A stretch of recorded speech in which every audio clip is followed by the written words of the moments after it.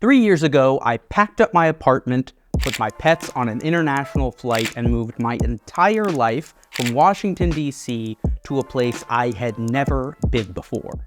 The happiest nation in the world, Finland. And it's not just me saying that. Congratulations, Finland. No surprise here. Once again, the country of Finland has been crowned the happiest country in the world. According to the World Happiness Report, which is an actual thing. Get wrecked, Sweden. But if you bring this up to a Finn, they'll more than likely roll their eyes. A lot of Finns hate this thing. Make some joke about how they're all sun-deprived alcoholics. And do what I like to call the Finnish cackle, which looks a little something like this. Jokes aside, even though they're much brighter than stereotypes would lead you to believe, I don't think it's a controversial statement to say Finns aren't known for their expressive and unrestrained joy. So why are the Finns so damn happy?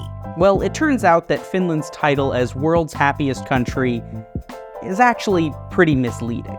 While it might not be happiness as you might understand it, what they do have going for them is something that allows a huge number of Finns to live safe, fulfilling, peaceful lives.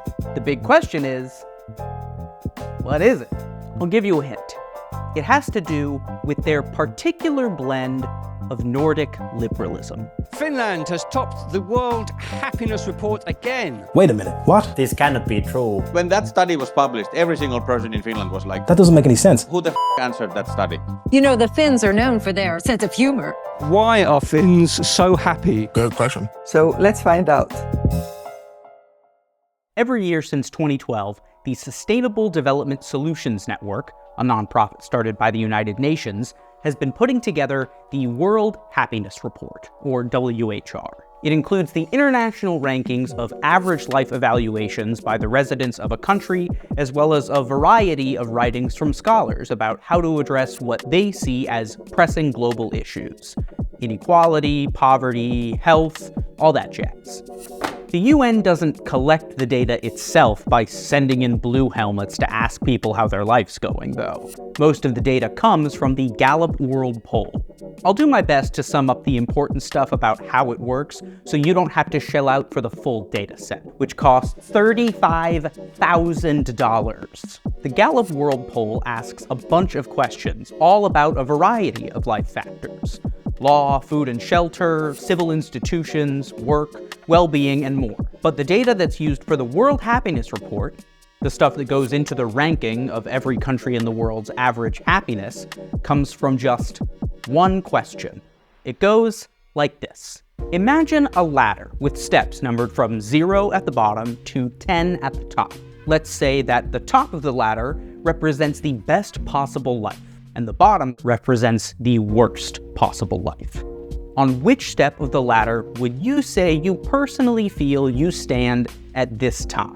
This is what's called the Cantril Self-Anchoring Striving Scale, also known as a Cantril ladder. And that's it. One question.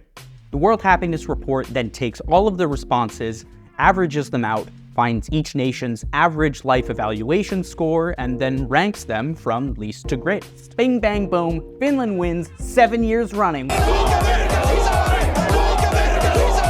But once you understand how all of this works, it's pretty obvious how misleading Finland's happiness championship is. Because the WHR doesn't actually measure happiness. It measures life satisfaction. This might seem like splitting hairs, but it's really important.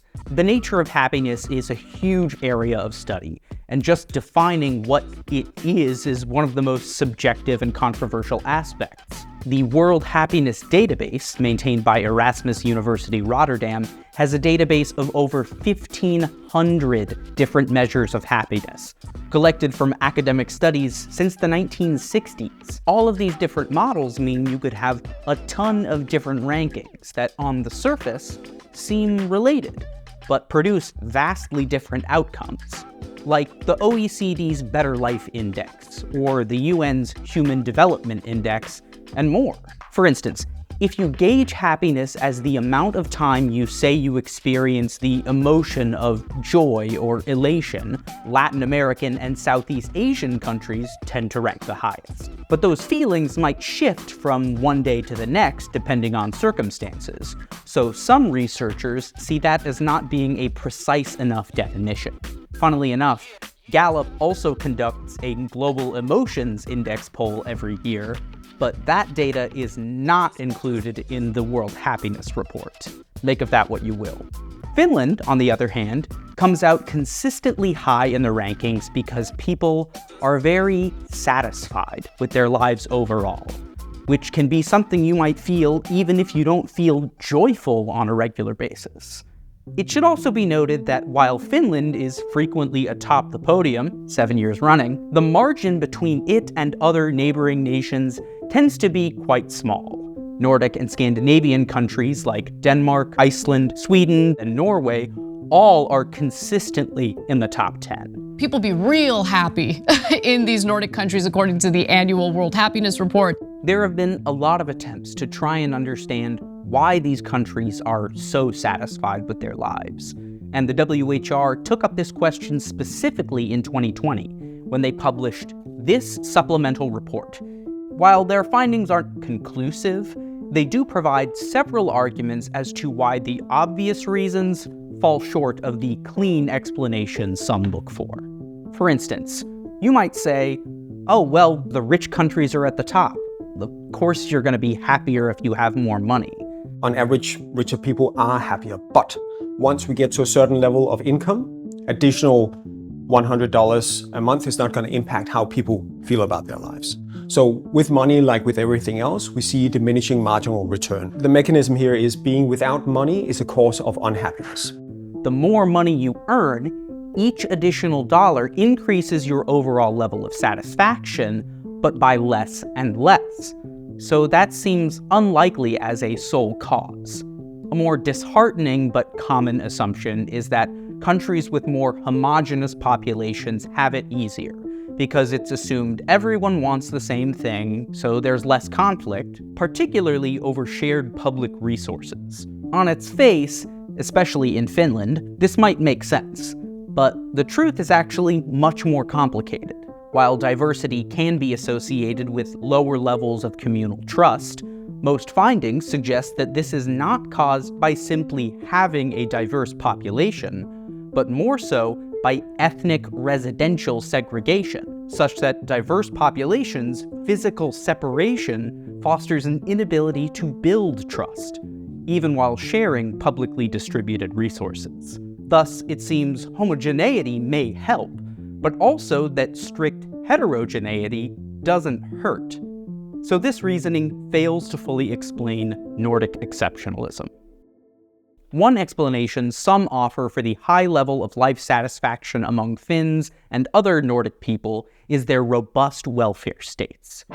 While social support and generosity are not universal across the top countries, easy access to relatively generous benefits and a smaller degree of exploitative employment practices tend to correlate with more satisfied populations.